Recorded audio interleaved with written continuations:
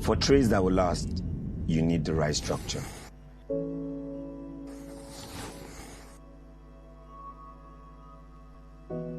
For a business that will work, you need the right support.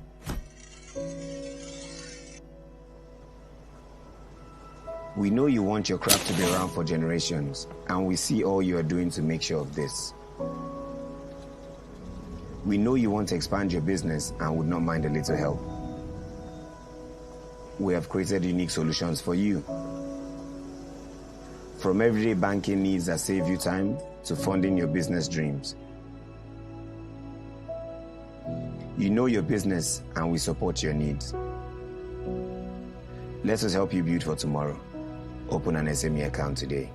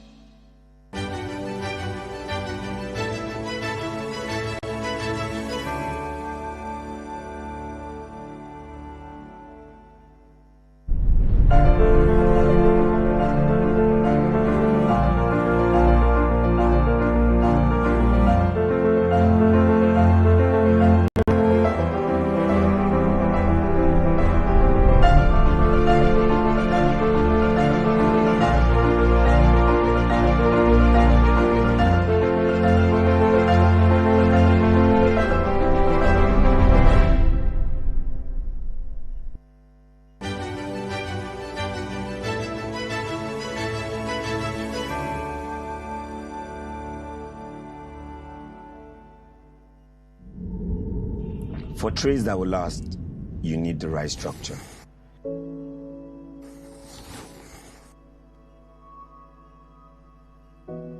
For a business that will work, you need the right support.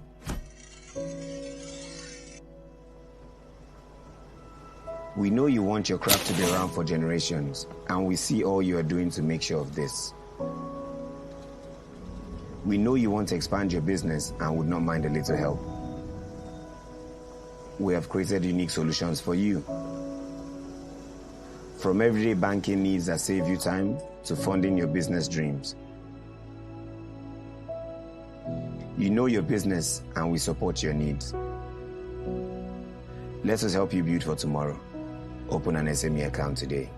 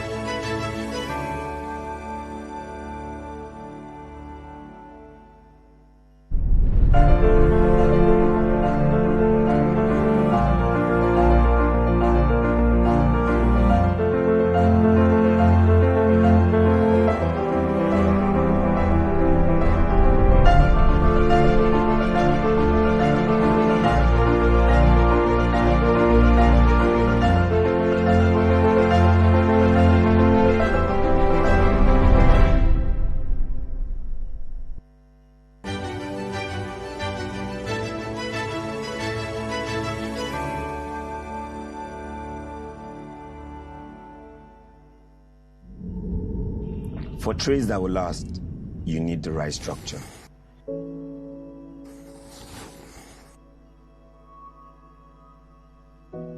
For a business that will work, you need the right support.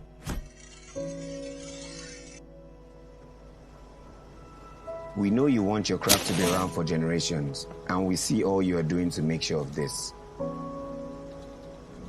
We know you want to expand your business and would not mind a little help. We have created unique solutions for you. From everyday banking needs that save you time to funding your business dreams. You know your business and we support your needs. Let us help you build for tomorrow. Open an SME account today.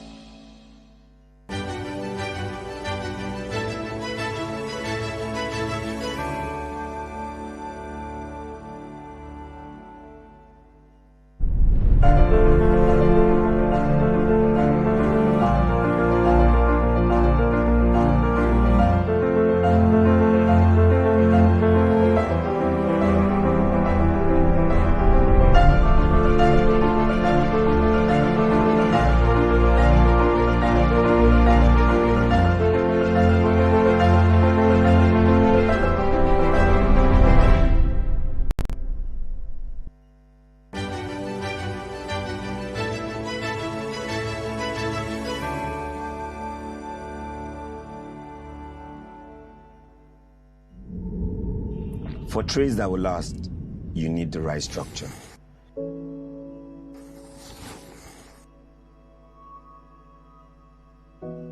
For a business that will work, you need the right support.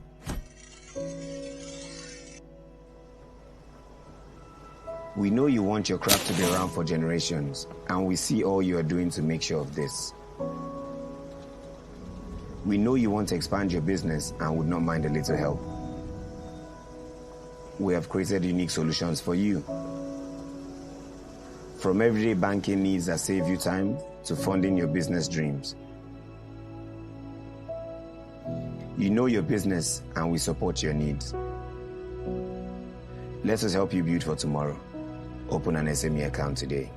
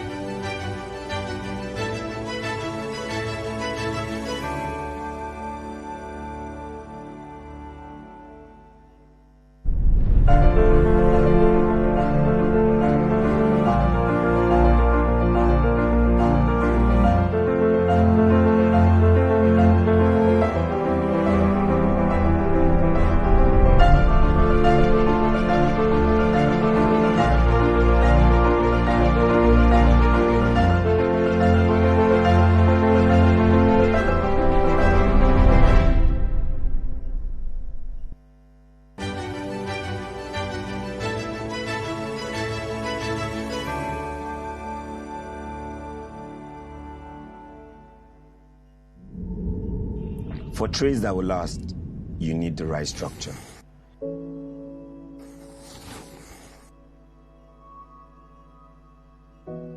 For a business that will work, you need the right support.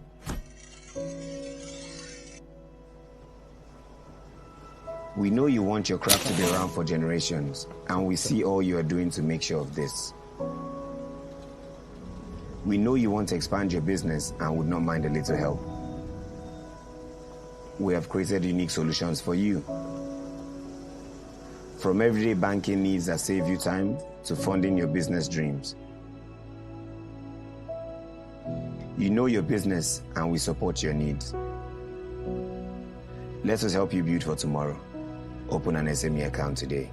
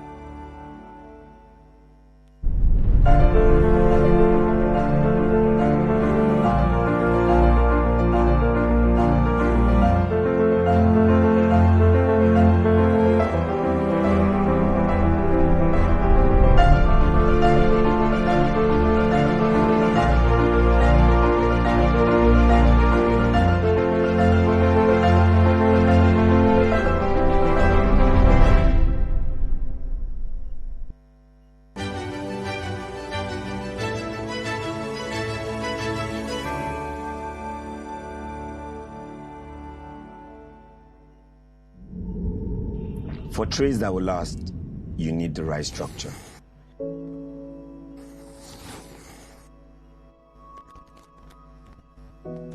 For a business that will work, you need the right support.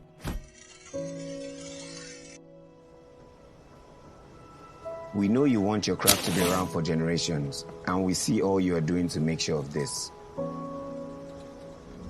We know you want to expand your business and would not mind a little help. We have created unique solutions for you. From everyday banking needs that save you time to funding your business dreams. You know your business and we support your needs. Let us help you build for tomorrow. Open an SME account today.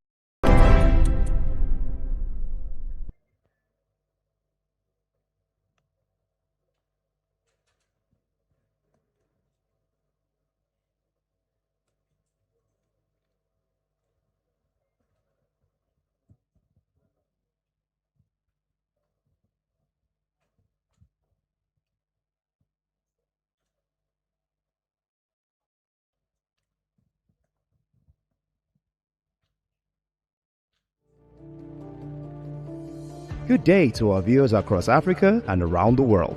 You are connected to us live from the UBA House Marina, right in the heart of Lagos. Welcome to another exciting edition of the UBA Business Series. Today's conversation is centered on a powerful and timely theme, introducing Gen.W, the evolved woman. Across Africa and beyond, a new generation of women are redefining leadership, business, and influence. These are women who are bold, visionary, resilient, and unapologetically shaping the future. Get ready for an engaging ride filled with powerful insights, inspiring journeys, and meaningful conversations that celebrate the rise and impact of the evolved woman. And now, your host, Tobi, Bakre. Good day, ladies and gentlemen. Thank you very much for joining us today at the UBA head office, Lagos, Nigeria, and to our 19 other African countries, the UK, US, France, Dubai. Thank you for joining us. My name is Tobi Bakre. I'm your host. You all look amazing. Before we get into today, please, I would like to acknowledge the presence of Tomiwa Shotiloye, our Group Head Retail Banking, Alero Ladikwo, our Group Head Marketing and Corporate Communications, Uzuamaka Oyeka, that's the Head Remittances. A round of applause, guys. Also, Ife Sinachi Okpagu, our Group Head CMO, Hers Holding Group, and Michelle Nwoga, our Group Head Customer Experience.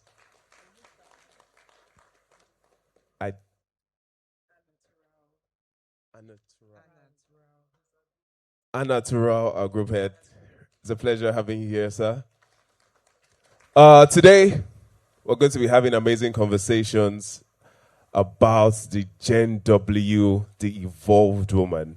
And I'm not going to be doing that alone. I'm going to be doing that with 4 amazing panelists. But before we get into that, let's have our opening remark from our Group Head Customer Experience, Michelle.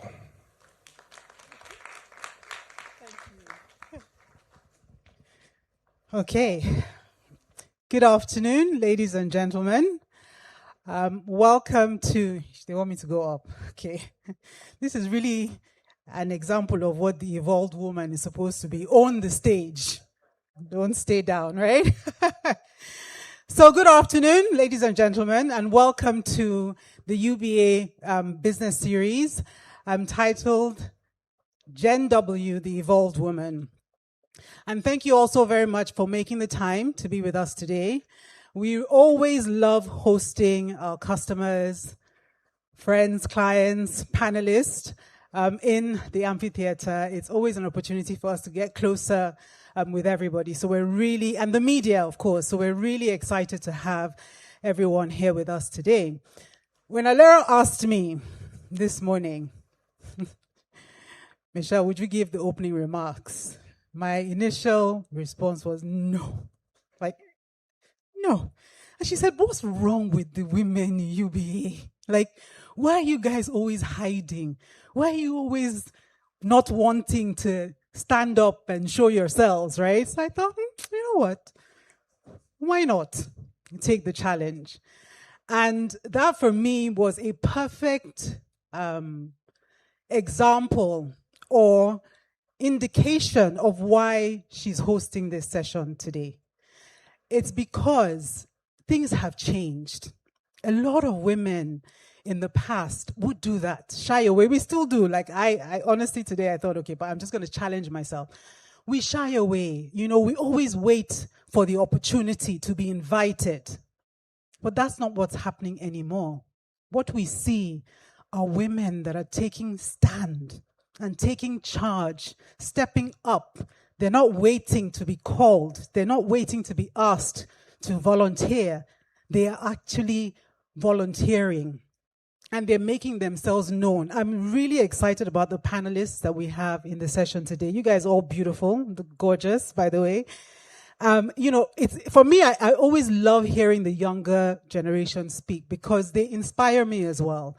So we're going to hear from these beautiful women to tell us how they did it. What are the challenges that they faced? How did they step outside of themselves to have attained such successes in their various areas. And what I love is that you see now these days, it's not just specific niches. Women are in all industries, right?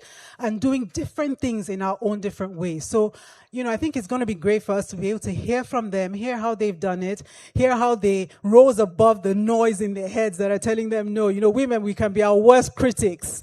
As well. So hearing how they challenged themselves and rose above the noise and the confidence issues that they may have had, and give us some really great insight about, what we need to do and how the new generation women has evolved. And I know there's something exciting that Alero has got planned for everybody at the end of this session. So don't go until she has made that announcement. So on that note, I want to welcome our panelists. Thank you very much for accepting the offer or the invitation and joining us in this session today. And thank you to everybody who has also come to be with us in UBA, to listen to the beautiful women tell us their stories. And we really look forward to hosting you guys again soon, and we hope that you enjoy the session. So sit back, relax, have your questions ready. I'm sure they will be willing to share their experiences with you and give you all the insight that you need. Thank you all so very much, and welcome to UBA. Thank you. Thank you, Michelle. Michelle, it's a matter of what you identify as. You said, I love listening to the young women. You identify as a young woman, you're a young woman. So when I think about the evolved woman, I personally don't see a checklist or a finish point. In my own opinion, it's a woman who is grounded in her own self-worth and gives room for other women to be grounded in theirs. A woman who has looked inward, questioning old scripts, healing parts of herself that have kept her small, choosing herself daily, and ultimately letting other women around her know and believe that they belong here too.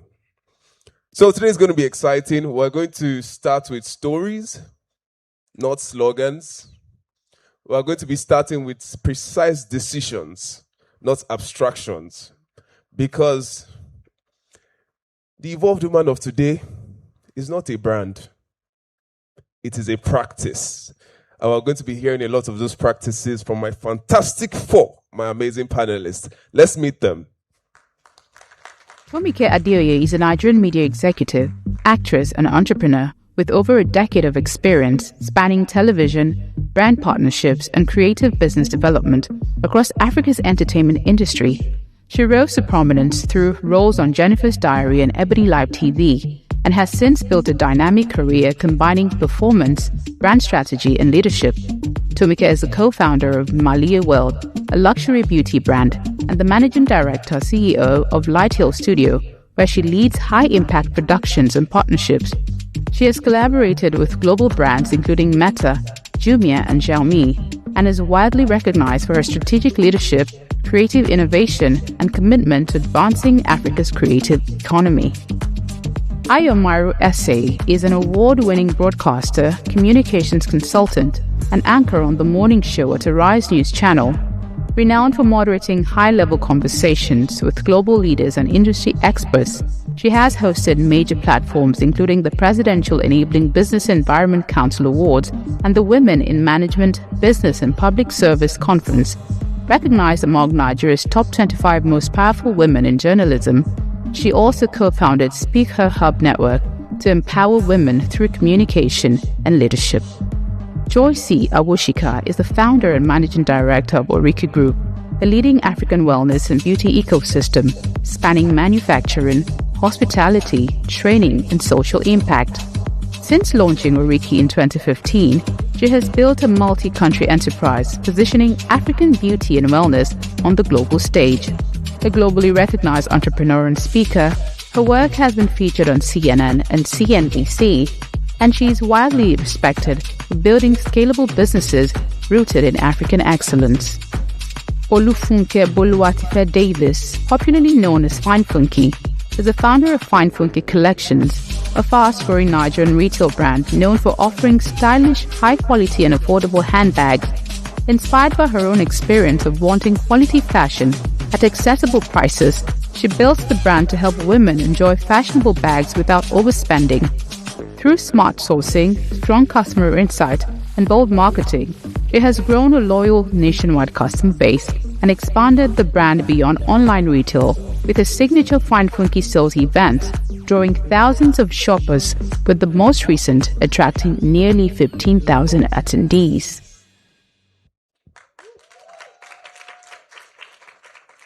My dear panelists, my fantastic four. Now, I had quite a swell time reading their profiles, very inspiring.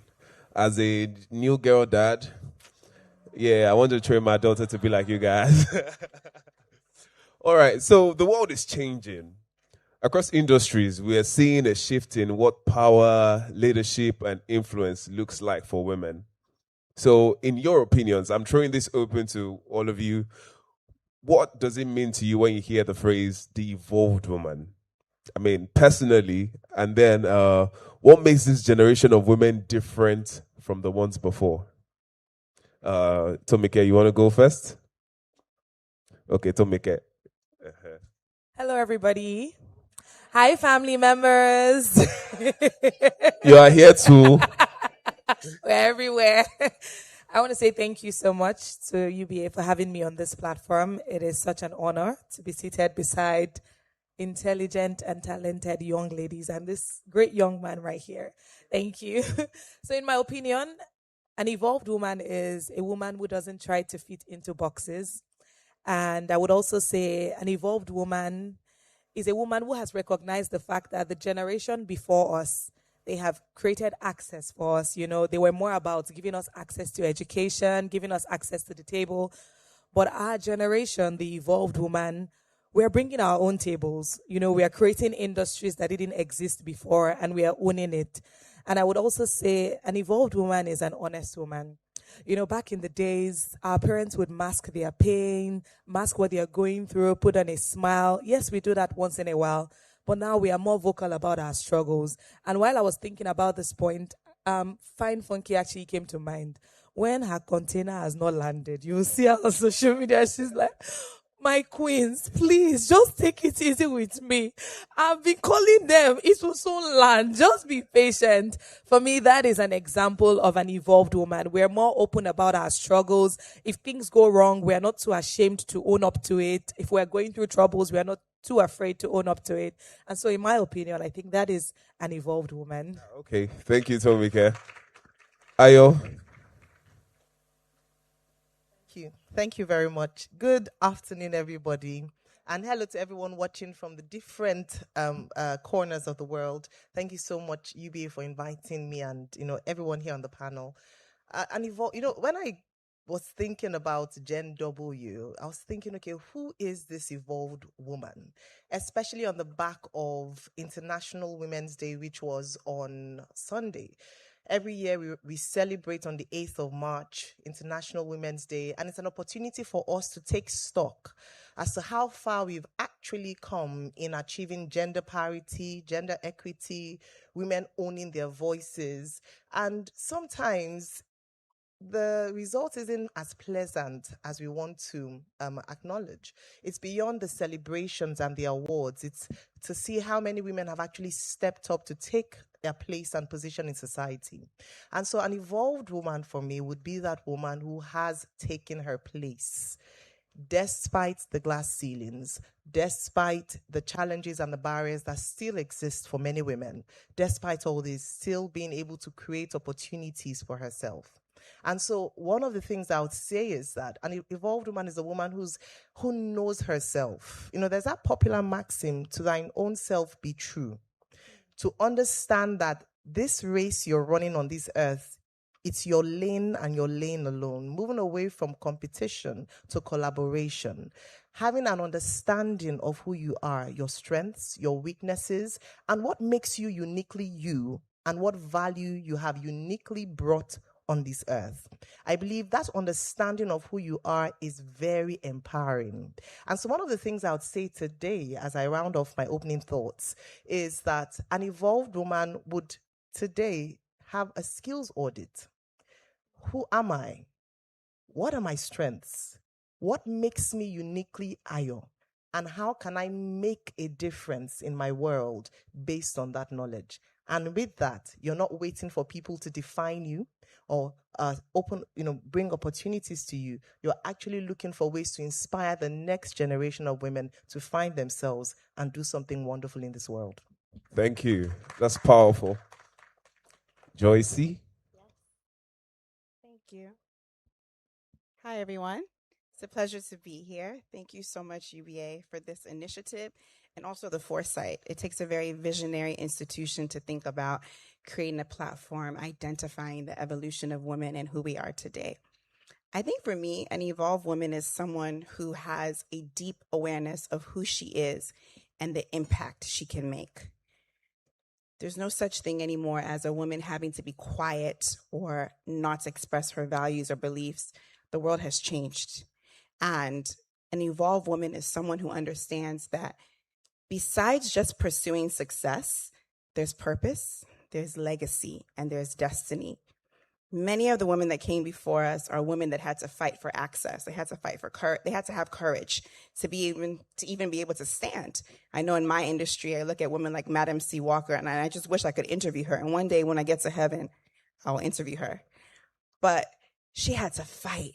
Yet, we still know it's a fight in 2026, but we know that we don't need permission anymore. We don't need to ask for a seat at the table. Women are building the tables. Women are building the companies, building the institutions.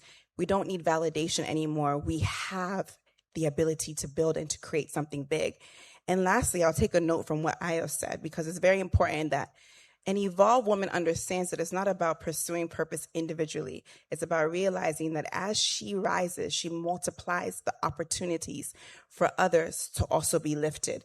As an employer of labor, I know that, for example, every decision that I make and every time that we make a change or we grow or we don't grow, I'm affecting hundreds of lives that work for me. So that's an evolved woman. She understands that we don't just rise alone, we rise together.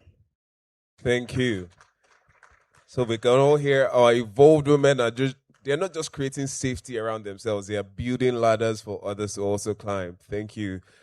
Fine funky. Continue, don't. Hi, everyone. Good afternoon. Hi, my queens. I'm so happy to be here. Thank you, UBA, for the honor. Thank you to my husband, to my friends.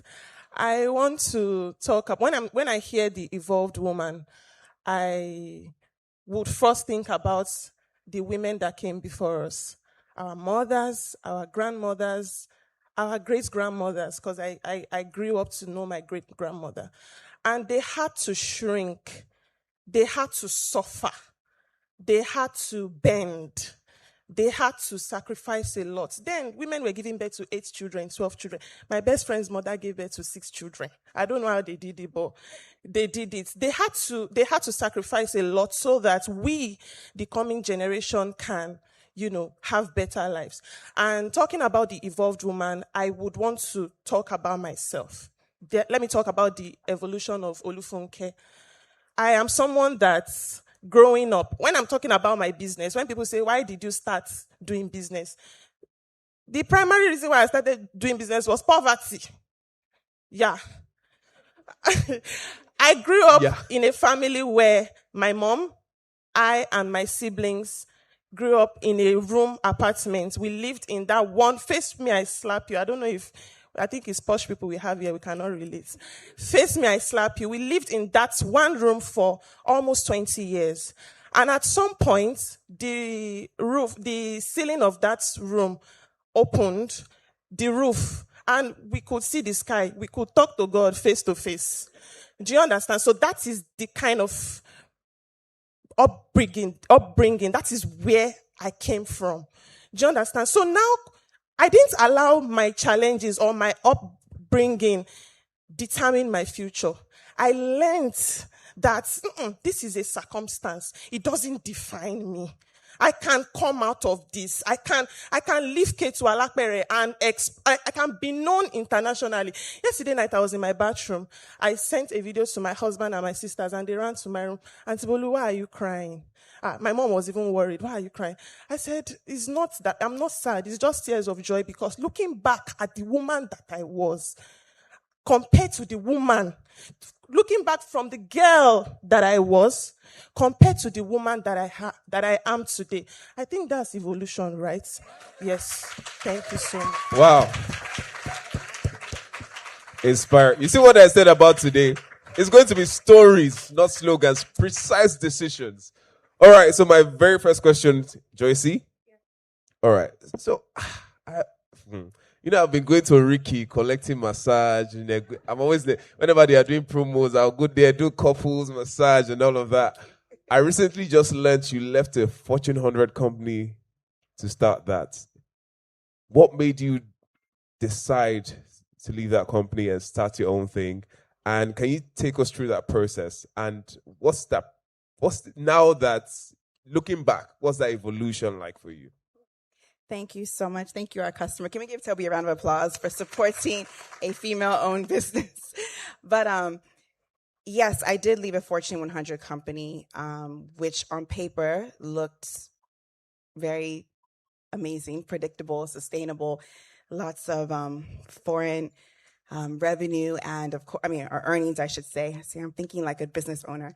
And I will give context. I left a Foreign 100 company in New York City to move to Nigeria, not to start Ariki. Ariki came out of a deep purpose when my 2 feet touched the soil.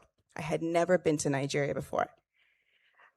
I came because there was something deep inside of me that let me know there was more to life than this 9 to 5 at the time, in which I was basically pursuing someone else's dreams, and I felt like there was more. Lots of background, right? I wanted to know Nigeria and all that. But the truth is, I come from a male-dominated industry. I'm an energy economist. I'm that woman that was on the trading desk, trading commodities, pricing fossil fuels, renewables. Anybody know the energy industry? That was me. And I'm in a completely different industry today. What fueled me was impact. I knew that I wanted to lift others up. I knew that I wanted to create a company, an institution, a business that other people could get exposure. I didn't think that it was fair that just because I happened to be brought up and born in another part of the world, my opportunities were more. Couldn't I also be that person that would lift up others? And so Ariki began because in this whole desire of being so Nigerian focused and Afrocentric, I wanted to put African ingredients on the map. So even though we have 16 Ariki Wellness Spa locations today across 4 countries, we're in the same countries UBA is in. We're following UBA's path. So we're in Nigeria, Kenya, Uganda, and UAE, Abu Dhabi. Pray for the UAE. We started as a product range. So for many of you in this room who have one vision and then you end up somewhere else, the products were meant to say, I grew up in a place where the Body Shop, Bath and Body Works, we all know these brands, right? They were reigning. People were so excited about how these ladies were building, or these companies were building brands using African ingredients. And I said, hang on. I'm here and I'm seeing African ingredients in plethora, and there's not one single brand promoting this globally that is of African heritage. Well, I will arise and be that one. And that's what I set out to do. And of course, we needed marketing strategy and whatnot. And that was how the first wellness spa opened. I fought. I kicked and fought because I didn't want to be on the service side. I wanted to be this big time manufacturer that, was also Fortune 100 one day, creating products across categories. But as God would have it, the marketing strategy was to create the first wellness spa, and through that, people would buy products. Today, we've built an entire ecosystem. We have a manufacturing facility in Surulere that can produce 12 tons of product a day. Now, the key thing there is not the amount, it's the fact that we produce for over 161 other brands now. That means we have risen to now fulfill your order. When you want to launch a lip gloss brand or a serum brand or a hair care brand, we can do that. We have a training institute in 2 locations, and the list goes on. What my story shows is that we can evolve. There's a vision that you start with, and as you take step by step, day by day, that vision will evolve, but you must grow as well along with the vision. And always remember that someone who serves others, someone who wants to give back, will always increase. Thank you. That's inspiring. So you see, guys, for all of you that want to get into the beauty business, lock in. She told me to tell you guys she'll give you special discounts. Olufunke, let me come back to you real quick. So right now in the world, there are a lot of businesses will think, to venture into, and in our heads, you just be like, plenty people are already doing it, Joe. So at the time when you started your collection, it was already a saturated market. What did you see that others weren't seeing? Okay, so what I saw, the only thing that I saw was the girl I used to be. Do you understand? Anything that I do in my business today, I put myself in the in the shoes in the shoes of people that are now the girl that I used to be. There was once upon a time in my life that I could not afford a 1,000 naira handbag. There was once upon a time like that. There was once upon a time that having a handbag felt like luxury. I had to beg my cousin, "Auntie, don't you please give?" I had to steal from my cousin her bag, then tag her on my WhatsApp status. Do you understand? So I just remember whenever I pack my bags and I say, "Oh, I'm going to China," I don't just go to China because I want to go and buy what everybody is buying. I think about it. What can I do to serve that girl today that was me then? Is affordability. It is affordability. And I determined that I wanted to streamline. I didn't just want to say, "Oh, this bag now, because I'm selling this bag at 15,000 naira, is bag that you will see everywhere in Balogun or Trade Fair or whatever market." It is unique. You would only see my bags with me. I'll go online, I'll do my research, I'll see this bag. Oh, they did this bag like this. I'll tell my factory, "Ni hao, you change this, you remove this, you put this." So it is unique and affordable. That's why you will see my queens. They will carry their 15,000 naira bag like a 1.5 million naira bag. Yes, because they know that it is not something that you are passing and you are seeing somebody else carrying. Most times somebody else carrying and you'll be doing cheese. No. Do you understand? And another thing that I incorporated in my business is relatability. There are thousands, millions of women like who I was that will relate to my story. Like I once in a while share my stories. I was a trenches babe. There are more people in the trenches than there are people in the city. So people relate to my story. And I'm grateful to God that He has helped me build a community of women, my queens.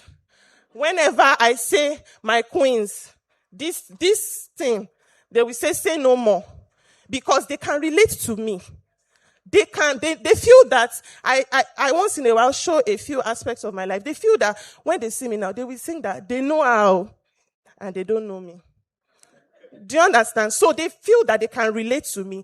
They know me and they can relate to me to Fine Funky. They know Fine Funky. And the bags that Fine Funky is selling is not everywhere.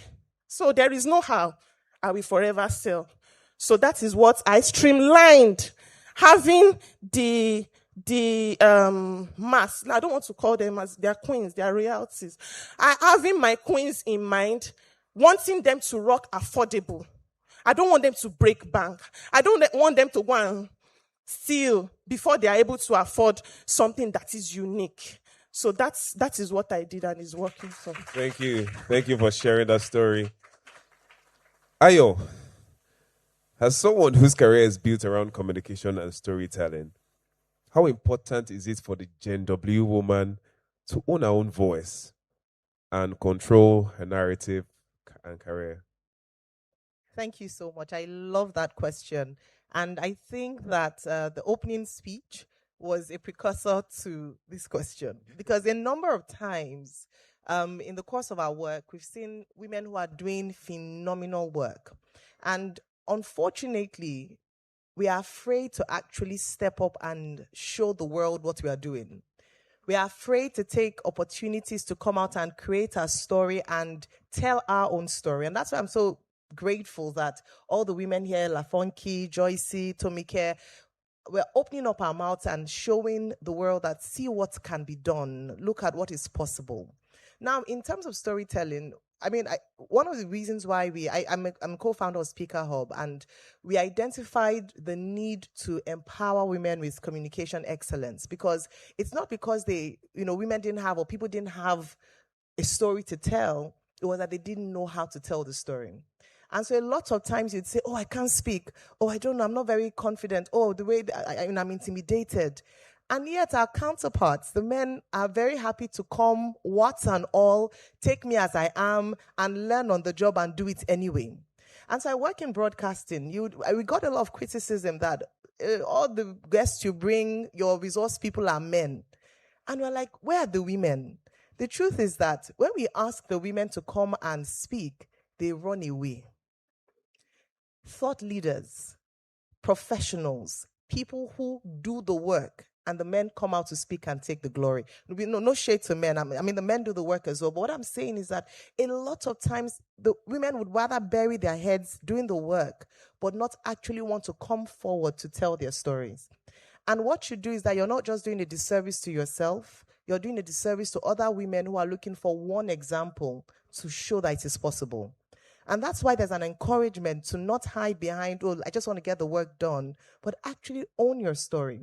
Now, social media has made life a little easier for us because everybody, we call it citizens, journalism, or everybody that has a device can actually create their own content and tell their own stories.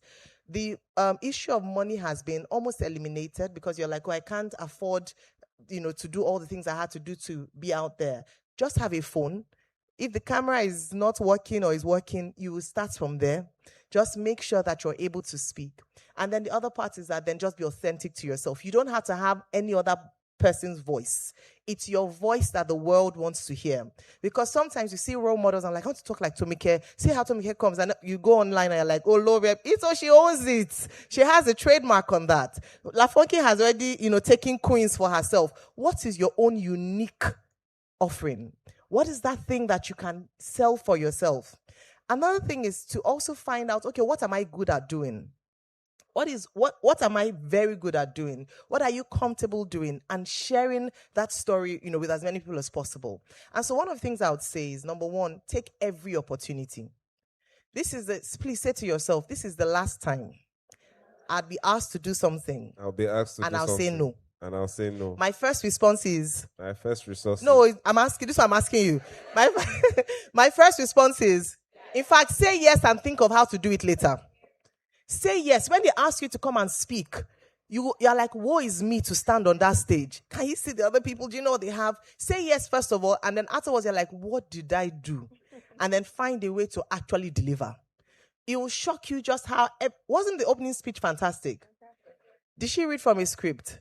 Was it from the heart? Did you connect with it? So she should do it a lot more. So please make sure you ask her to do it again and again and again and again.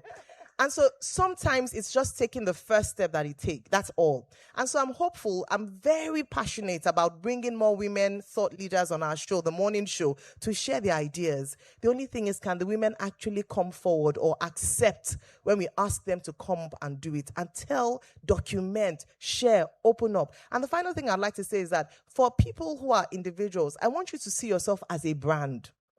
That's one thing I had to come to because I host events. I'm an anchor on the show. I don't technically run a business in that sense, in terms of customer service, but I had to see myself and take myself seriously. And when you see yourself like that, a brand, one of the key things about a brand is that a brand has a language. There's a way that you communicate that is unique to the brand. So when people see you or hear you, they can understand because this is Ayo speaking or this is who. So one of the things you need to do is to take yourself seriously enough and see your value and that your story is worth telling. If we took the microphone round to this room, every single person here has something to say. Almost, perhaps even more than we that are sitting here. But the truth is that you have kept quiet for too long. The evolved woman is a woman who is vocal and is not afraid to tell her story, not just for posterity's sake for herself, but so that somebody else, there's one person who is waiting for you to speak and tell your story so that they can be inspired to do their own and tell their own story one day. So please own your narrative, own your story. Thank you very much. So that's what we're talking about. It's not just creating safety for yourself. Build the ladder for others. You don't know who just might be inspired by your story. Olori Abi. Myself and Olori Abi, we are always doing school runs together. If we don't meet in the morning, we meet in the afternoon. Olori Abi, so you own multiple companies in the public eye. You're a top influencer, a wife and a mom. How powerful would you say is the role of a mother in building the new generation woman? Thank you, Tobi. To be honest, the role of a mother is very powerful. In short, so powerful that I don't think sitting here and talking about it would be enough to actually explain it. Because a mother is the first example that a child has, the first insight that a daughter has into the world of what it's like, standing on stages or doing things. And so for myself, having a daughter that is almost 5, I can see myself in her in so many ways. It's the same way I see my mother in myself. And so that just explains the role of a mother. For example, I wear many hats, like you said. I just came back from Ise, a 5-hour drive, before I sat on that chair. Because I saw her on TikTok just yesterday, all the way in Oyo. Exactly. And so being here means I had to do my makeup at 2 a.m. because I knew that by the time I get to Lagos, I will be going straight into this auditorium. And so by 2 a.m., I was doing my makeup. I finished around 2:04. The driver was there to pick me up, and I went straight from Ise to the house, wore this outfit, and came straight here. Why? Because initially, when I was going on that movie set, I didn't even know it was out of Lagos. So when I was speaking to Stephanie, I was saying, I would just leave a few hours on set and come. And then a few days before it shook up. They say, I'm going to Oyo. 4 hours, 40-something minutes drive. And so at that point, I'm like, do I come back to this poor girl that has spent how many weeks chasing me and say, my dear, I'm not in Lagos, so you should just find a way to remove me. I'm like, lie. I cannot even tell her because I can imagine the amount of work they've put in, the things that have gone on behind the scenes. And it's not me that was scatter. I go for it. I'm not a destroyer. And so I did not even mention anything to her because in my head, I can do all things through Christ who strengthens me. It is possible and I will do it. And so with that confidence, someone like my daughter is seeing that mommy still went out for that event, and I still have videos that my clients are expecting after this event, and I will shoot those videos. My daughter is seeing all of those things and seeing that it is actually possible to do it. If my mother can do it, I can do it. That is the role of a woman. That is the role a mother plays. If I said, I'm too tired, I'm in the saying, I can't come. Yes, I will be justified. But it's also passing a message across to my daughter. My daughter sees me at times. Sure, there are times that she does not even see me. Because by the time I come back, 5 a.m., you are sleeping. By the time you are going, I've even left the house again. But she would grow up understanding that these are sacrifices that mommy had to make. Despite the fact that she had a family to cater to, she did not give up on her dreams. So if my mother did not give up on her dreams, who am I to give up on my dreams? My mother did not say, because I was pregnant. My daughter will grow up seeing videos of her mother. I was editing content before I went into the labor room. I went into that labor room with makeup on, not because I wanted to slay, but because I had deliverables that I had to deliver before I entered that labor room. And my doctor was like, this woman, she's an Indian. With the contractions, at some point, I took out the lashes. Please, let's remove this. Let's take out these lashes. And I vlogged and documented that journey, not just because of myself, but because I understand that I'm being placed here for a purpose. I'm a voice in my generation. I'm someone that other people would look up to and say, if Tomike could do it. Our generation, when we started off into media content creation, when a woman gets married, automatically they just cancel you. She can't come out till late at night. So I went into the industry desperate to change that narrative. When I got pregnant, For 3 months, I was almost so useless. I said, God, this was not the plan. No, this vomiting was not the plan. No, the plan was that I would work, and I kept praying about it. And thankfully, the way I walked when I was pregnant, you would think that I would not walk after I give birth to that child. But it was very important. And for me, that changed the narrative in the minds of so many young individuals out there. So they know that even if I'm getting into a marriage, I am not losing myself. Instead, I got into my marriage, and my career, it just went higher and higher. And so that is also passing a message across to my daughter when she comes that, my mother did this, so I cannot say, I'm not pregnant, so I can't go you are not going where. You will do it. I mean, even navigating grief. When I lost my mom last year, February, I lost my mom 2 days to an hosting gig that I had in Abuja. I could have easily said, in short, my management was like, we'll tell them, your mama don't die, you are not coming in. I said, tell them what? You want my mother to wake up from that grave and flog me? And so for me, I was so determined to host that event, and I not even told anybody that I lost my mom. So I was just saying, hey, meanwhile in my head, mama, me too low. But to me, I was doing that for my mom. I was showing up for my mom. And that is also to show the kind of position that my mother, the role that she played in my life, that before she passed, she told me, it's not that I would die. And I say, hey, my mother has died. I would say, oh, sorry. So because she kept ringing that in my head, I knew that even through my grief, even if I feel like crying, I will cry. But through that grief, I would not let anything hinder me. Like, I would show up and show off despite the fact that I am grieving. And that also passed the message across to my community. They're like, if Tomike could host an event 2 days after, I can do it. And so that is the role that a mother plays in the society. We are literally setting the standard. We're showing you that, hello, my dear, if I can do this, you can do 10 times more than I have done. And with these few points of mine, I hope I'll be able to convince and not confuse you. At our role, no, even you, man, you cannot take that role. I know. I'm not dragging it with you. Thank you, Tomike. Myself and Tomike, I just realized the last time we had a phone conversation was in 2023. Because we had a small fallout. It was 11:20 something. I was in bed and Tomike calls me and I'm thinking this might or must be an emergency. And Tomike is calling me, Tobi, I need you to come out. I want to shoot one content. I want to quickly do what? I just looked at the phone. I said, Tomike, I'm with my family. But that's to show the level at which this man works. And yes, children learn or they do more of what they see than what you tell them. So I totally agree with everything you said. Fine, Funky. So let me come to you real quick. What is one decision you made that felt risky at the time, but ultimately changed the trajectory of your career or business? Okay, so before last year, I realized that the main challenge that I had in my business was that I still have it. But last year, it dawned on me that my demand is like this. My supply is like this. And it was so because of the kind of capital that I had. And no matter how much capital I think I have, this is big money.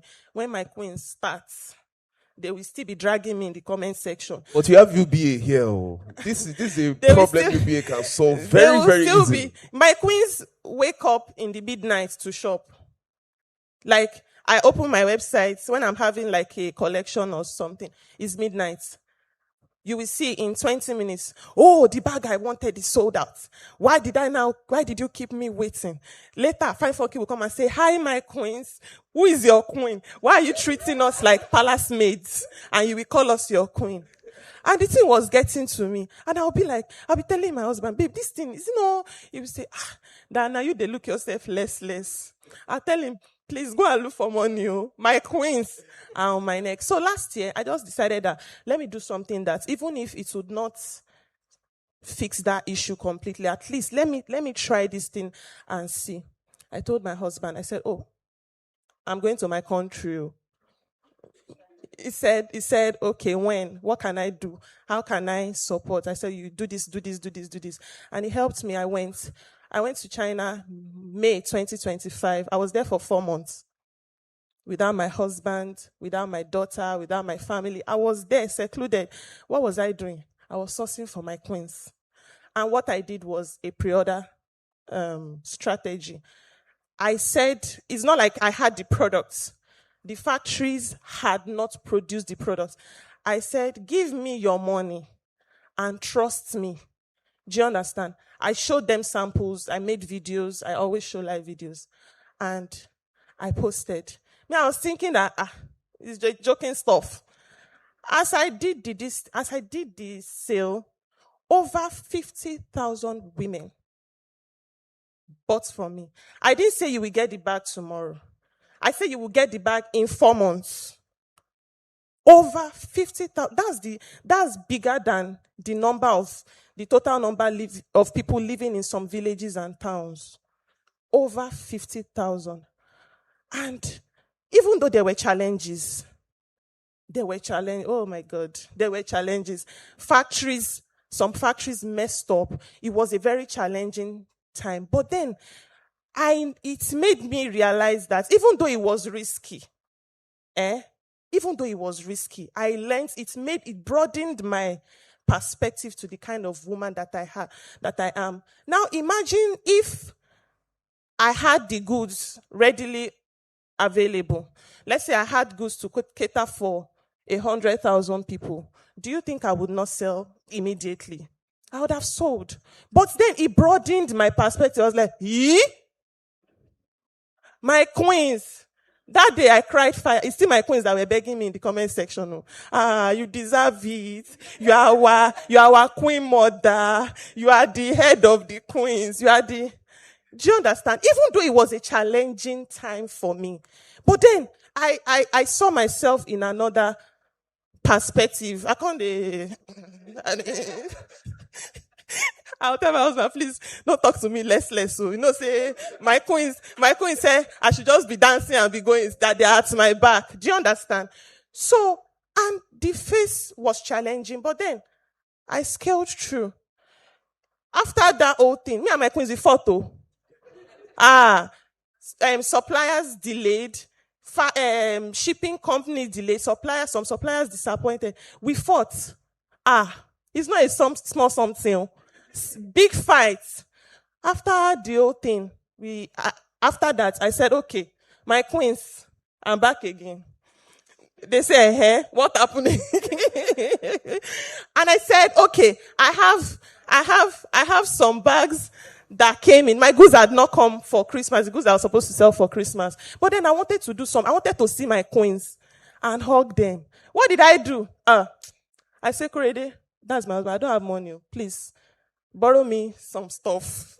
I bought gifts. If you see the gift I bought, it wasn't anything expensive. Petty gifts. And I arranged it in my sitting room. My queens, I'm sorry. I want you to come and I don't just want to say sorry with my mouth. I want you to come. I want you to rant to me. Tell me how you feel. I want to love upon you.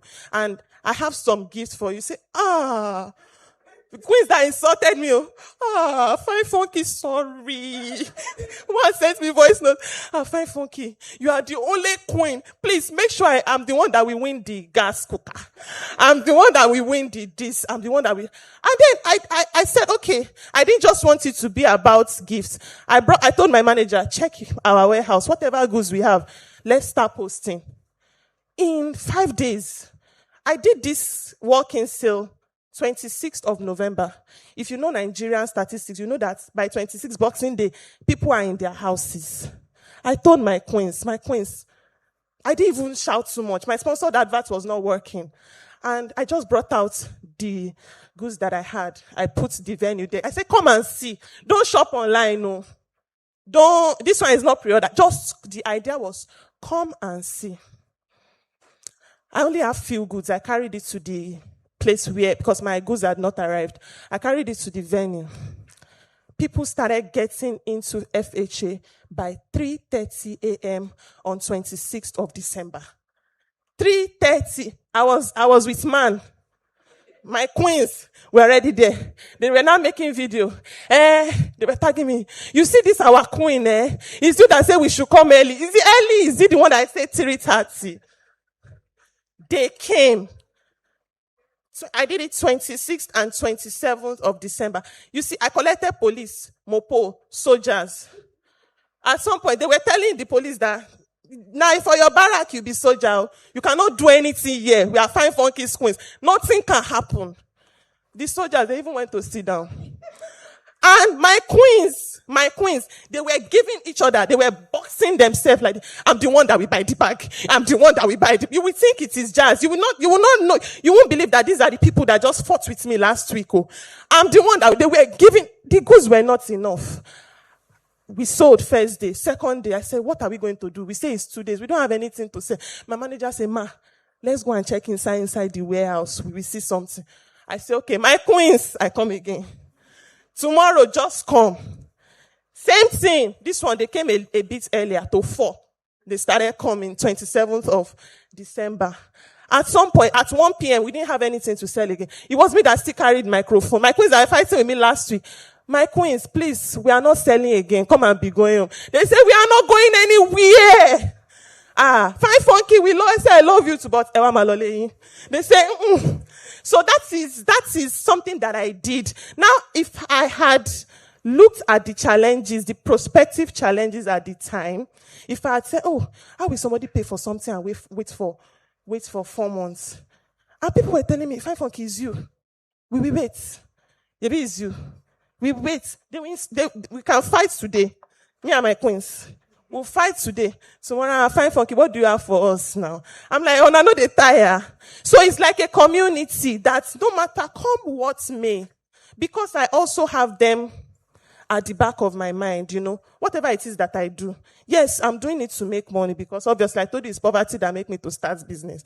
But then I still have them in mind in whatever I do. So that was what I did. You see that pre-order?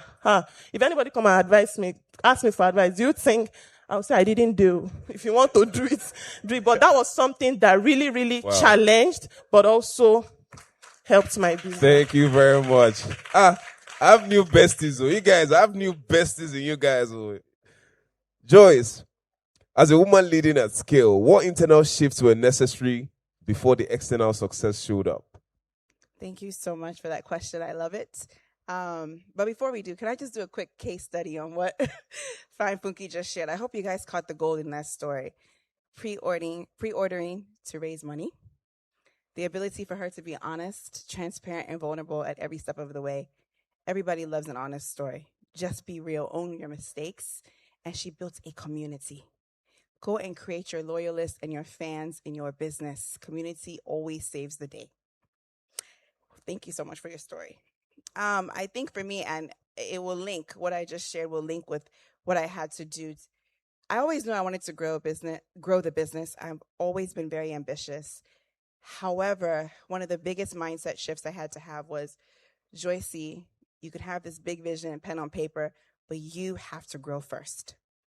As the leader, as the visionary, I have to grow first. And I am a proud alumni of the Tony Alumni Foundation, first cohort, 2015. And funny story is I left our closing ceremony, I believe it was in Ogun State then. It was further out, I know that for sure. And I came straight to the first Oriki location to launch that July 2015, that evening. I have always had an insatiable thirst and quest for knowledge. You could always find me upskilling. You know how they say, oh, why is McDonald's still doing marketing when they're the biggest why is Coca-Cola still marketing when, why is UBA still marketing everywhere when they're such a big brand? No, because it never gets old. And the same way that knowledge never gets old.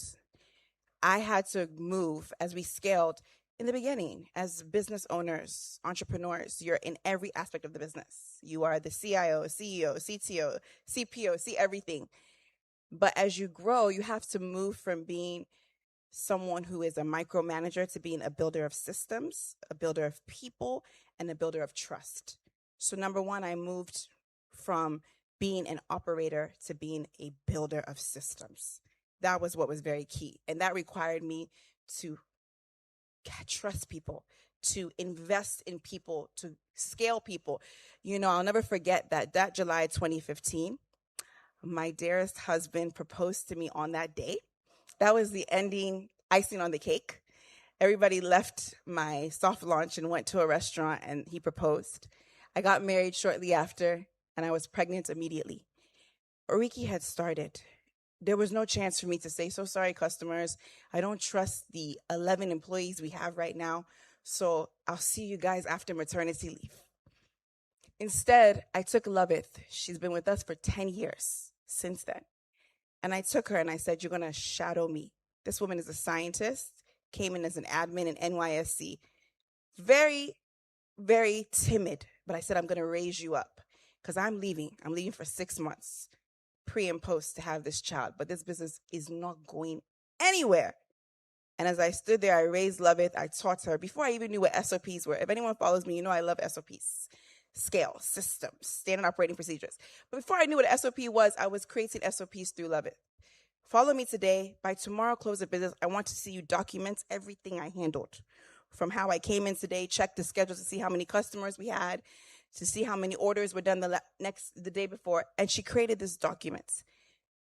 Just like Tomike, I had a meeting with Loveth while on the hospital bed, waiting for my first son to be delivered, who kept me in labor for 27 hours. I was waiting, I was meeting. When my first son was born, Loveth said, but MD, you were messaging me yesterday. I said, yeah.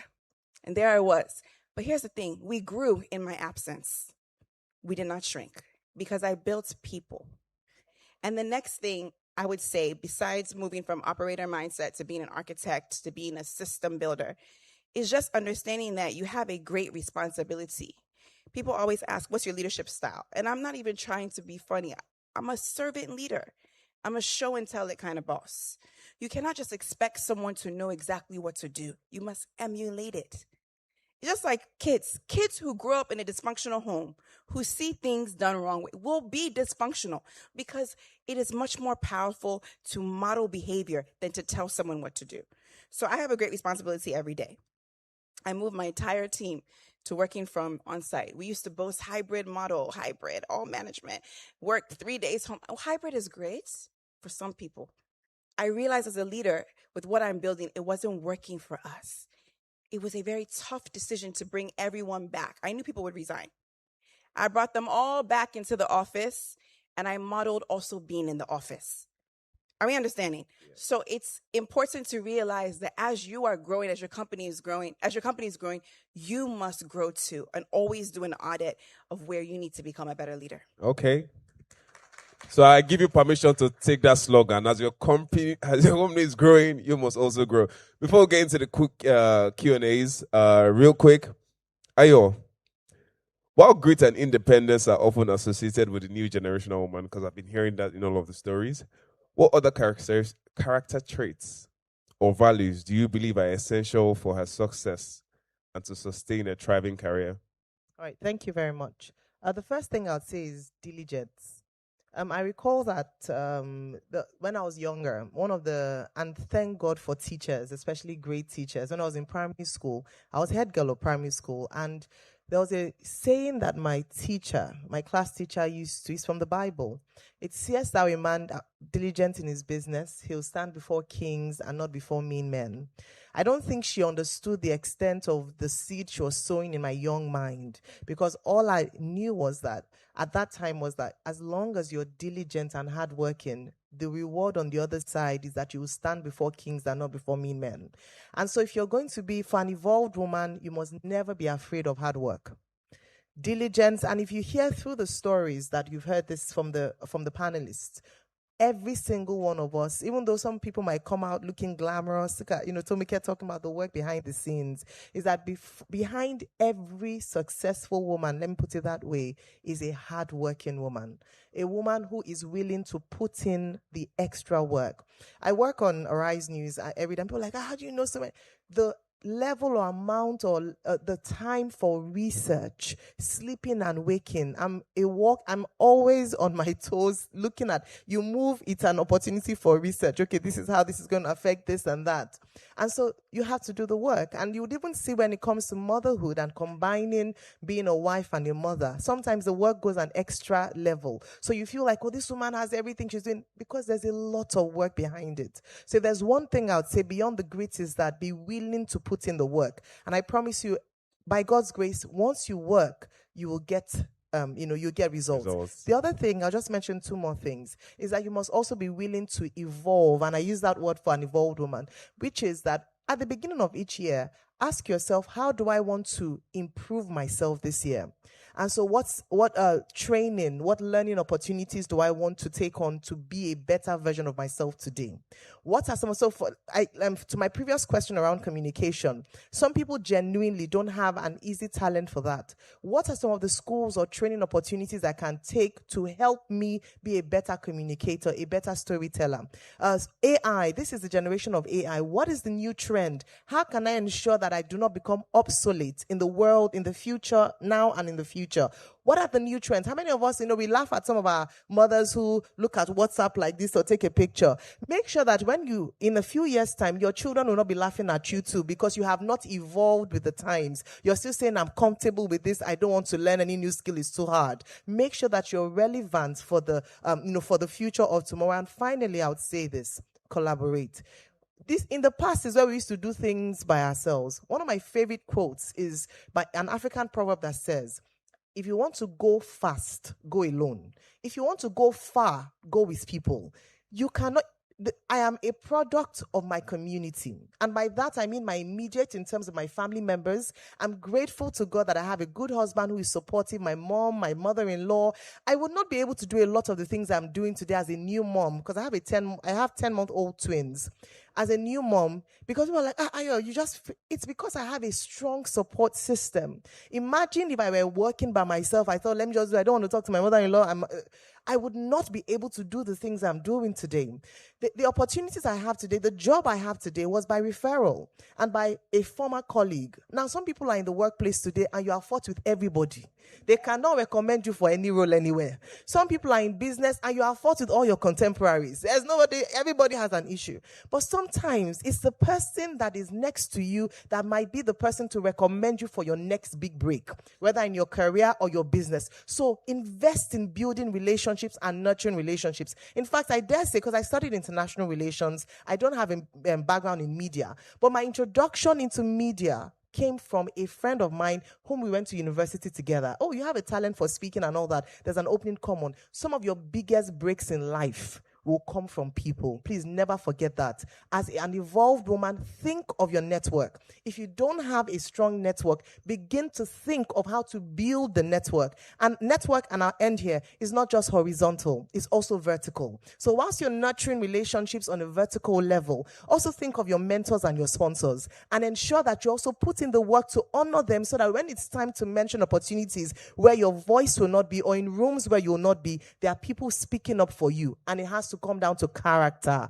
Who are you? Can people remember you for good? If they want to recommend, are you the first thing they will come and say, that one, no, she will fight with my employer. No, that one, no, she gossips, no. So the evolved woman is a woman of character, a woman who is diligent, a woman who understands the importance of community and leveraging your network, and a woman who is not shying away from the work and who evolves with time. Don't stay stuck where you are. There's always more. Thank you so much. All right, guys, we're going to jump into Q&As real quick. We have some questions online, but I would like to have questions from people in the house. Can we get them a microphone, please?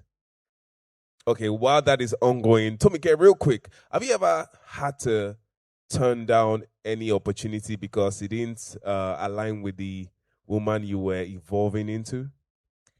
Of course, lots of opportunities. Because my mom used to say, if you don't stand for something, you would fall for anything. And also, knowing the kind of brand that I was building, I'm still building that brand. But when I started, initially, it started off of, oh, my mother must not catch me doing this. From home training, oh, my mother must not see me wearing this. And so when I initially started, it wasn't really even about me. It was, oh, I can't wear that outfit. Because my mother would sue you, the entire TV station, everybody that ensured that I wore that outfit on TV. So that was how it started before, I myself now decided to say, oh, no, I don't want this, because the vision I have, where I'm going, this cannot take me there. And so, yes, I've had brands. There are some brands that even my family members, if they see me marketing it, they will say maybe my landlord, or I'm having issues. I'm I'm having issues in my marriage or something is going on. Because ideally, typically, I would not market those brands. It's probably because it does not align with my faith. It does not align with my beliefs. And today many people are quick to jump on trends. Social media today, it is, as long as you can do this, the numbers will go up. I started off with thinking about the quality of my community, not necessarily the quantity. Yes, the numbers are good, but I'm more about, if I put out these brands, who are the people I'm trying to attract to myself? There are some things that you would post that you might get 50,000 followers, but the 50,000 at times will not even quantify it. Maybe two quality, solid followers. Right. And so for me, I was more about building a solid community, which was why when I started, I wasn't really doing giveaways because I just noticed that it would always water down the brand. They come because, I'm expecting to collect something. And for me, I was more about the value I put out, the quality of what you expect on my page. And so even when I started working with brands, to the glory of God today, I've worked with Maltina as a brand ambassador for 5 years. And every week, somebody would take a picture of Maltina and tag me on it every single week on social media for the past 5 years. That is the power of community. And understanding that I have people that would write for me like that. They don't have to take that picture. You can drink that Maltina without showing it. You can hold that bottle of Nestle and not say, because Tomike Go besties. But knowing that they would write for me like that also made me conscious of the kind of brands that I will put out. I don't want to market a brand that tomorrow they will run into debt and they say, Olori Ebio, Shota, look at where you have brought us. And so for me, I was always conscious of that. And at the end of the day, is this going to take me to my next level? I've worked with brands like Meta, YouTube, Google. Like Meta has flown me out of the country because they see something in me. And for that, it also makes me even believe in myself that, these kind of people, I cannot fall their hand tomorrow. And then I say, it's not the girl that we carried to San Francisco the other day. So it makes me conscious of the kind. It's not about the money. If you collect 5 million today, 5 million is before you blink, 4.99, before you blink, 3 point something. So I'm not necessarily about the money. Yes, you might want to pay me millions of naira or even thousands of dollars. But at the end of the day, would it affect one young girl in university that, I've had people in Turkey reach out to me to say, come, we will fly you in to come and do the body. Do which body? Tomike. For what? For what purpose? God forbid I even die in that Turkey. What message am I trying to pass across to my audience? I'm trying to say, be confident. Enter that room. Hold your head up high, boys. Olori Evi has got to go and do waste and got to go and do. So for me, if it does not align with all of that, it is a no. I remember my team sent me a script when I was on my way to Oyo last week. I was like, Olori Evi, should we approve? I opened the script. I first saw something. There were 7 students. Then they killed one person. Then they started afflicting them with my MFM pastor. Sounds like Tobi. a nice thriller now. Tomike. Thank you. Yes, it might be nice, but Pastor Tobi will first say, you that we are trying to fight the battles in your life. You are looking for more battles. Thank you so much. So for me, if it doesn't align, it's a no. Okay, thank you. All right, real quick, a round of applause. Has this been fun? Please give them a round of applause. Come on. Very quickly, questions.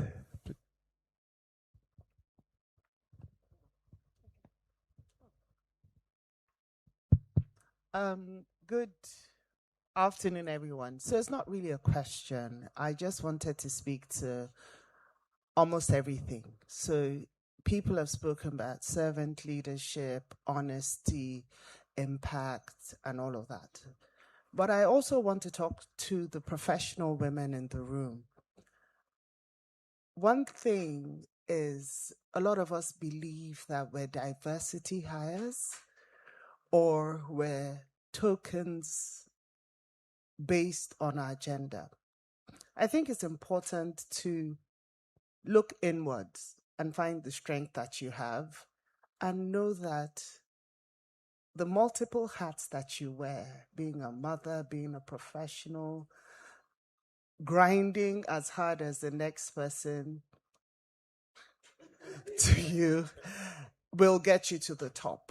But it's also important to realize that it's never too crowded at the top, and it's important to pick somebody and bring them to the top. The more we are at the top, the easier it is for the decisions that are made that impact us.